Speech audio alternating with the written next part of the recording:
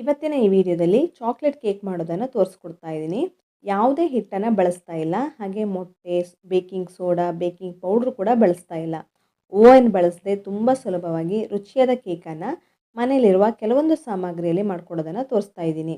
ಬನ್ನಿ ಈ ಕೇಕನ್ನು ಹೇಗೆ ಮಾಡ್ಕೊಳ್ಳೋದು, ಹಾಗೆ ಏನೆಲ್ಲ ಸಾಮಗ್ರಿಗಳು ಬೇಕಾಗುತ್ತೆ ಅಂತ ನೋಡೋಣ. ಹಲೋ ಫ್ರೆಂಡ್ಸ್, ನಮಸ್ತೆ. ಶ್ರೀ ಮ್ಯಾಜಿಕ್ ಕಿಚನ್ಗೆ ಸುಸ್ವಾಗತ. ನಾನಿಲ್ಲಿ 1 ಕಪ್ ಆಗೋಷ್ಟು ರವೆಯನ್ನು ತೊಗೊಂಡಿದ್ದೀನಿ. ನಾನು ಬಾಂಬೆ ರವೆನ ಬಳಸಿರೋದು. ನೀವು ಬಾಂಬೆ ರವೆ ಅಥವಾ ಚಿರೋಟಿ ರವೆನ ಕೂಡ ಬಳಸ್ಬೋದು. ಯಾವುದೇ ರವೆನ ಬಳಸಿದ್ರೂ ಕೂಡ ಇದನ್ನು ಚೆನ್ನಾಗಿ ಪೌಡ್ರ್ ಮಾಡ್ಕೊಳ್ಬೇಕಾಗತ್ತೆ.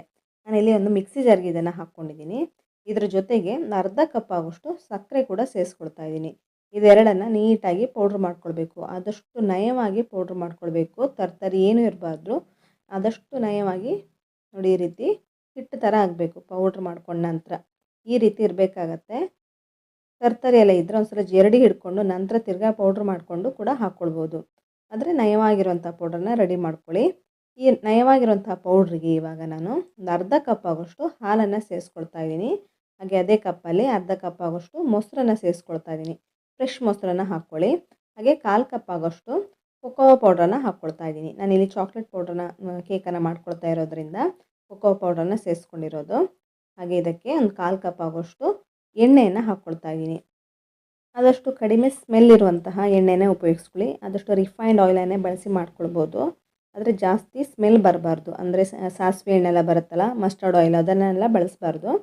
ಇದಿಷ್ಟನ್ನು ಹಾಕ್ಬಿಟ್ಟು ಗ್ರೈಂಡ್ ಮಾಡ್ಕೊಂಡಿದ್ದೀನಿ. ನೋಡಿ, ಈ ರೀತಿ ಒಂದು ಪೇಸ್ಟ್ ರೀತಿ ರೆಡಿ ಮಾಡ್ಕೊಂಡಿದ್ದೀನಿ. ಈ ರೀತಿ ನಯವಾಗಿ ಗ್ರೈಂಡ್ ಮಾಡ್ಕೊಳ್ಬೇಕು.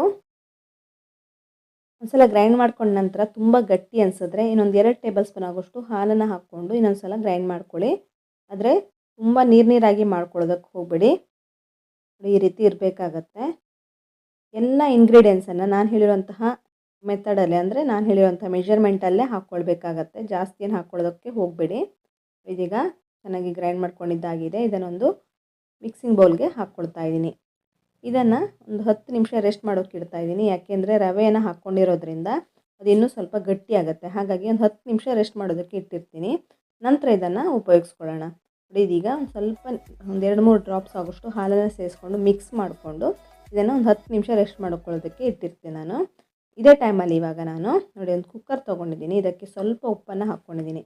ಈ ರೀತಿ ಉಪ್ಪನ್ನು ಹಾಕ್ಬಿಟ್ಟು ಒಂದು ಸ್ಟ್ಯಾಂಡನ್ನು ಇಡ್ತಾ ಇದ್ದೀನಿ.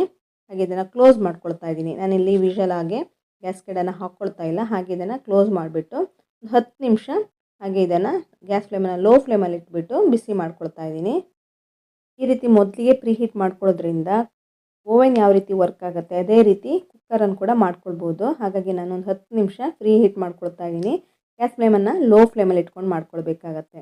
ಹಾಗೆ ನಾನೀಗ ಒಂದು ಕೇಕ್ ಟಿನ್ಗೆ ಸ್ವಲ್ಪ ಎಣ್ಣೆಯನ್ನು ಸವರಿಟ್ಕೊಂಡಿದ್ದೀನಿ. ಹಾಗೆ ಇದ್ರ ಒಳಗಡೆ ನಾನು ಬಟರ್ ಪೇಪರನ್ನು ಈ ರೀತಿ ರೌಂಡಾಗಿ ಕಟ್ ಮಾಡಿಬಿಟ್ಟು ಹಾಕ್ಕೊಂಡು ಅದಕ್ಕೂ ಕೂಡ ಎಣ್ಣೆನ ಹಾಕ್ಬಿಟ್ಟು ಸವರ್ಕೊಳ್ತಾ ಇದ್ದೀನಿ. ಸುತ್ತಲೂ ಈ ರೀತಿ ಎಣ್ಣೆನ ಹಾಕ್ಬಿಟ್ಟು ಚೆನ್ನಾಗಿ ಸವರಿಟ್ಕೊಳ್ಳಿ. ಈ ರೀತಿ ಬಟರ್ ಪೇಪರ್ ಮೇಲ್ಗಡೆ ಕೂಡ ಎಣ್ಣೆನ ಹಾಕ್ಬಿಟ್ಟು ಸವರಿಟ್ಕೊಳ್ಬೇಕಾಗತ್ತೆ. ಕಾಣಿಸ್ತಿದೆಯಲ್ಲ, ಈ ರೀತಿ ರೆಡಿ ಮಾಡ್ಕೊಂಡ ನಂತರ ಈಗ ಮೊದಲಿಗೆ ರೆಸ್ಟ್ ಮಾಡೋಕ್ಕೆ ಇಟ್ಟಿದ್ದೀನಲ್ಲ ಹಿಟ್ಟು, ಇದು ಈಗ ಒಂದು 10 ನಿಮಿಷ ಆಗಿದೆ. ಚೆನ್ನಾಗಿ ಗಟ್ಟಿಯಾಗಿದೆ. ಅಂದರೆ ರವೆ ಎಲ್ಲ ಸ್ವಲ್ಪ ನೀರನ್ನೆಲ್ಲ ಹೀರ್ಕೊಂಡು ಇನ್ನೊಂದು ಸ್ವಲ್ಪ ಗಟ್ಟಿಯಾಗಿದೆ. ನೀವು ಚೆಕ್ ಮಾಡಿ ಕೂಡ ನೋಡ್ಕೊಳ್ಬೋದು. ತುಂಬ ಗಟ್ಟಿ ಅನಿಸಿದ್ರೆ ಒಂದು 2 ಟೇಬಲ್ ಸ್ಪೂನ್ ಹಾಲನ್ನು ಹಾಕ್ಕೊಳ್ಬೋದು. ನೋಡಿ, ಈ ರೀತಿ ಫ್ಲೋಯಿಂಗ್ ಕನ್ಸಿಸ್ಟೆನ್ಸಿ ಇರಬೇಕು. ಮೇಲಿಂದ ಎತ್ತಿ ಬಿಟ್ಟರೆ ನೋಡಿ ಯಾವ ರೀತಿ ಬೀಳ್ತಾ ಇದೆ, ಈ ರೀತಿ ಬೆಳಬೇಕಾಗುತ್ತೆ. ಇವಾಗ 1 ಟೇಬಲ್ ಸ್ಪೂನ್ ಆಗೋಷ್ಟು ವೆನಿಲಾ ಎಸೆನ್ಸನ್ನು ಹಾಕ್ಕೊಂಡಿದ್ದೀನಿ. ಇದನ್ನೊಂದು ಸಲ ಹಾಕ್ಬಿಟ್ಟು ಚೆನ್ನಾಗಿ ಮಿಕ್ಸ್ ಮಾಡ್ಕೊಳ್ಳಿ. ಇದು ಆಪ್ಷನಲ್ಲು, ಬೇಕಾದರೆ ಹಾಕ್ಕೊಳ್ಳಿ, ಇಲ್ಲಾಂದರೆ ಸ್ಕಿಪ್ ಕೂಡ ಮಾಡ್ಕೊಳ್ಬೋದು. ಇಲ್ಲಾಂದರೆ ಏಲಕ್ಕಿ ಪೌಡ್ರನ್ನು ಕೂಡ ಸೇರಿಸ್ಕೊಳ್ಬೋದು. ನಾನಿಲ್ಲಿ ಬೇಕಿಂಗ್ ಸೋಡಾ ಅಥವಾ ಬೇಕಿಂಗ್ ಪೌಡ್ರನ್ನ ಬಳಸ್ತಾ ಇಲ್ಲ. ಬದಲಿಗೆ ನಾನಿಲ್ಲಿ ಈನೋವನ್ನು ಹಾಕ್ಕೊಳ್ತಾ ಇದ್ದೀನಿ. ಈನೋ ಹಾಕಿದ ನಂತರ ಮೇಲ್ಗಡೆ 1 ಟೇಬಲ್ ಸ್ಪೂನ್ ಆಗೋಷ್ಟು ಹಾಲನ್ನು ಹಾಕ್ಕೊಳ್ಳಿ. ಆವಾಗ ಈನೋ ಕೂಡ ಆ್ಯಕ್ಟಿವೇಟ್ ಆಗುತ್ತೆ. ಈ ರೀತಿ ಹಾಕಿದ ನಂತರ ಚೆನ್ನಾಗಿ ಒಂದು ಸಲ ಮಿಕ್ಸ್ ಮಾಡ್ಕೊಳ್ಳಿ. ನೋಡಿ, ಈ ರೀತಿ ತುಂಬ ಸ್ಪೀಡಾಗಿ ಮಿಕ್ಸ್ ಮಾಡ್ಕೊಳ್ಬೇಕಂತೇನಿಲ್ಲ. ಲೈಟಾಗಿ ಈ ರೀತಿ ಮಿಕ್ಸ್ ಮಾಡ್ಕೊಳ್ಳಿ. ನೋಡಿ, ಈ ರೀತಿ ಮಿಕ್ಸ್ ಮಾಡಿಕೊಂಡ್ರೆ ಸಾಕು. ಏನೋ ಚೆನ್ನಾಗಿ ಮಿಕ್ಸ್ ಆದರೆ ಸಾಕು. ಇವಾಗ ನಾನು ರೆಡಿ ಮಾಡ್ಕೊಂಡಂತಹ ಪಾತ್ರೆ ಇದೆಯಲ್ಲ, ಕೇಕ್ ಟಿನ್ನಿಗೆಲ್ಲ ಎಣ್ಣೆನೆಲ್ಲ ಸವರಿಟ್ಕೊಂಡಿದ್ದೀನಲ್ಲ, ಅದಕ್ಕೆ ಇದನ್ನು ರೆಡಿ ಮಾಡ್ಕೊಂಡಿರೋದನ್ನು ಹಾಕ್ಕೊಳ್ಬೇಕಾಗತ್ತೆ. ನೋಡಿ ಯಾವ ಕನ್ಸಿಸ್ಟೆನ್ಸಿಲಿ ಬಂದಿದೆ ಅಂತ. ನೋಡಿ ಯಾವ ರೀತಿ ರಿಬ್ಬನ್ ಆಗಿ ಬೀಳ್ತಾ ಇದೆ, ರಿಬ್ಬನ್ ರೀತಿ. ಈ ರೀತಿ ಒಂದು ಸಲ ಟ್ಯಾಪ್ ಮಾಡ್ಕೊಳ್ಳಿ. ಟ್ಯಾಪ್ ಮಾಡ್ಕೊಳ್ಳೋದ್ರಿಂದ ಏರ್ ಬಬಲ್ಸ್ ಎಲ್ಲ ಆಗಲ್ಲ, ಮಿಡ್ಲಲ್ಲೆಲ್ಲ ಹೋಲ್ ರೀತಿ ಬರಲ್ಲ ಕೇಕನ್ನು ಬೇಯಿಸ್ಕೊಳ್ಳುವಾಗ. ಈಗ ಒಂದು 10 ನಿಮಿಷದ ನಂತರ ಕುಕ್ಕರನ್ನು ಪ್ರೀ ಹೀಟ್ ಮಾಡ್ಕೊಂಡಿದ್ದೀನಲ್ಲ ಅದ್ರ ಒಳಗಡೆ ಇಟ್ಕೊಂಡು ತಿರ್ಗಾ ಇದನ್ನು ಬೇಯೋದಕ್ಕೆ ಇಡ್ತಾಯಿದ್ದೀನಿ. ಒಂದು ಅರ್ಧ ಗಂಟೆಯಿಂದ ಮುಕ್ಕಾಲು ಗಂಟೆ ತನಕ ಚೆನ್ನಾಗಿ ಬೇಯಿಸ್ಕೊಳ್ಬೇಕಾಗತ್ತೆ. ಅರ್ಧ ಗಂಟೆ ಆದ ನಂತರ ಚೆಕ್ ಮಾಡಿ ನೋಡಿ ಚೆನ್ನಾಗಿ ಬೆಂದಿದೆಯಾ ಇಲ್ವಾ ಅಂತ. ಬೆಂದಿಲ್ಲ ಅಂದರೆ ಒಂದು ಕಾಲು ಗಂಟೆ ಇನ್ನೂ ತಿರ್ಗಾ ಬೇಯಿಸ್ಕೊಳ್ಬೇಕಾಗತ್ತೆ ನೋಡಿ. ಈ ರೀತಿ ಒಂದು ಫೋರ್ಕ್ ಅಥವಾ ಟೂತ್ ಪಿಕ್ಕನ್ನು ಹಾಕಿ ನೋಡಿದ್ರೆ ಅಂಟ್ಕೊಳ್ಬಾರ್ದು, ನೀಟಾಗಿ ಬರಬೇಕು. ಒಂದು ಚೂರು ಅಂಟ್ಕೊಳ್ಳದೆ ಇದ್ದರೆ ಚೆನ್ನಾಗಿ ಬೆಂದಿದೆ ಅಂತ. ನಾನೊಂದು 40 ನಿಮಿಷದ ತನಕ ಬೇಯಿಸ್ಕೊಂಡಿದ್ದೀನಿ ಈ ಕೇಕನ್ನು. ಚೆನ್ನಾಗಿ ಬೆಂದಿದೆ, ಒಂದು ಚೂರು ಅಂಟ್ಕೊಳ್ತಾ ಇಲ್ಲ. 40 ನಿಮಿಷದ ನಂತರ ಚೆಕ್ ಮಾಡಿ ನೋಡಿದಾಗ ಇವಾಗ ಇದನ್ನು ಇಳಿಸ್ಕೊಳ್ತಾ ಇದ್ದೀನಿ. ಬಿಸಿ ಇದೆ, ಹಾಗಾಗಿ ಕಂಪ್ಲೀಟಾಗಿ ತಣ್ಣಗಾಗೋದಕ್ಕೆ ಇಡ್ತಾ ಇದ್ದೀನಿ. ಕಂಪ್ಲೀಟಾಗಿ ತಣ್ಣಗಾದ ನಂತರ ಇದನ್ನು ಕಟ್ ಮಾಡ್ಕೊಳ್ತಾ ಇದ್ದೀನಿ ನೋಡಿ. ಈ ರೀತಿ ಡಿಮೋಲ್ಡ್ ಮಾಡ್ಕೊಳ್ತಾ ಇದ್ದೀನಿ. ಈ ರೀತಿ ಡಿಮೋಲ್ಡ್ ಮಾಡ್ಕೊಳ್ಬೇಕಾಗತ್ತೆ. ಉಲ್ಟಾ ಹಾಕ್ಬಿಟ್ಟು ಈ ರೀತಿ ತಟ್ಕೊಂಡ್ರೆ ಆಯಿತು, ನೀಟಾಗಿ ಇಳ್ಕೊಂಡು ಬರುತ್ತೆ. ಬಟರ್ ಪೇಪರನ್ನೆಲ್ಲ ಹಾಕಿರೋದ್ರಿಂದ ಒಂದು ಚೂರು ಅಂಟ್ಕೊಳ್ಳಲ್ಲ ನೋಡಿ. ಯಾವ ರೀತಿ ಬಂದಿದೆ ಅಂತ ಕಾಣಿಸ್ತಿರ್ಬೋದು ನಿಮಗೂ ಕೂಡ. ಈಗ ಬಟರ್ ಪೇಪರನ್ನು ತಗೊಳ್ತಾ ಇದ್ದೀನಿ.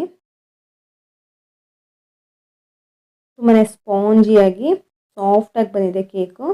ಈಗ ಮೇಲ್ಗಡೆ ನಾನು ಚಾಕ್ಲೇಟ್ ಸಿರಪನ್ನು ಹಾಕ್ಕೊಳ್ತಾ ಇದ್ದೀನಿ. ಇದು ಆಪ್ಷನಲ್ಲು, ತುಂಬ ಚೆನ್ನಾಗಿ ಕಾಣಿಸುತ್ತೆ, ಹಾಗೆ ಟೇಸ್ಟ್ ಕೂಡ ತುಂಬ ಚೆನ್ನಾಗಿ ಬರುತ್ತೆ. ಈ ರೀತಿ ಮೇಲ್ಗಡೆ ಸ್ಪ್ರೆಡ್ ಮಾಡ್ಕೊಳ್ತಾ ಇದ್ದೀನಿ. ಇದ್ದರೆ ಹಾಕ್ಕೊಳ್ಳಿ, ಇಲ್ಲಾಂದರೆ ಹಾಗೆಯೇ ಇದನ್ನು ಸರ್ವ್ ಮಾಡ್ಬೋದು. ಹಾಗೆ ನೋಡಿ ಗಾರ್ನಿಷ್ ಮಾಡ್ಕೊಳ್ತಾ ಇದ್ದೀನಿ. ಮೇಲ್ಗಡೆ ಡ್ರೈ ಫ್ರೂಟ್ಸ್ ಕೂಡ ಹಾಕ್ಕೊಳ್ಬೋದು ಇದೆಲ್ಲ ಇಲ್ಲ ಅಂದರೆ, ಇಲ್ಲಾಂದರೆ ಹಾಗೆಯೇ ಸರ್ವ್ ಮಾಡ್ಬೋದು. ತುಂಬಾ ರುಚಿಯಾಗಿರುತ್ತೆ.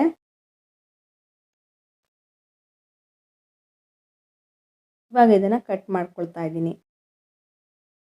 ಕ್ರಿಸ್ಮಸ್ಗೆ ಕೇಕ್ ಮಾಡ್ತಿರಾದರೆ ಈ ರೀತಿ ಒಂದು ಸಲ ಟ್ರೈ ಮಾಡಿ ನೋಡಿ. ಚಾಕ್ಲೇಟ್ ಕೇಕನ್ನು ತುಂಬಾ ಅದ್ಭುತವಾಗಿ ಬರುತ್ತೆ.